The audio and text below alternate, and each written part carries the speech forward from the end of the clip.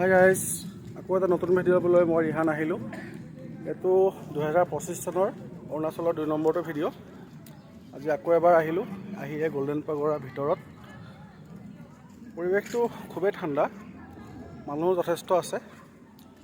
এইটো মোৰ পিছফালৰ পৰিৱেশটো, যিহেতু মোৰ পিছফালৰ যিটো গল্ডেন পেগোডা এইটোৱে, এটা মানে যেতিয়া ৰ'দ দিয়ে, ৰ'দ দিলে বেছি শ্বাইনিং এটা বেছি আহে।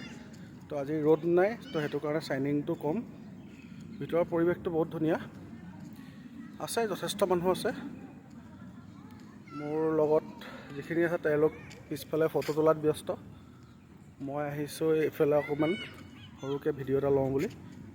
এটা মোৰ পিছফালৰ আৰু এটা মন্দিৰ।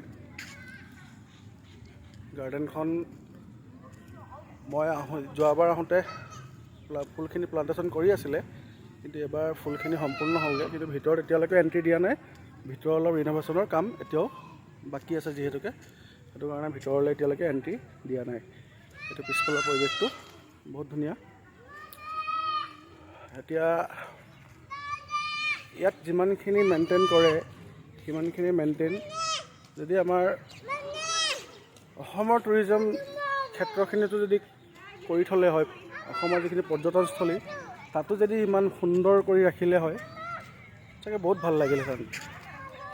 আমাৰ মানুহখিনি খুবেই লেতেৰা, য'তেই খায় ত'তেই হাগে বুলি যে কয়, তো আমাৰ মানুহখিনিও তেনেকুৱা টাইপৰ। ইয়াতে এটা চিপছৰ বাকলি, এটা পাত পৰি থকাও ইয়াতে নাপায়।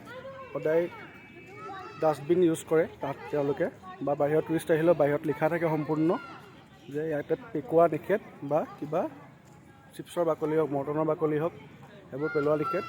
তেওঁলোকে বহুত ধুনীয়াকৈ মেইনটেইন কৰিছে এইবোৰ, বহুত বেছি ভাল লাগিছে। ঠিক আছে, আকৌ এটা নতুন ব্লগ লৈ মই আহিম অলপ দেৰিকৈ। Bye bye.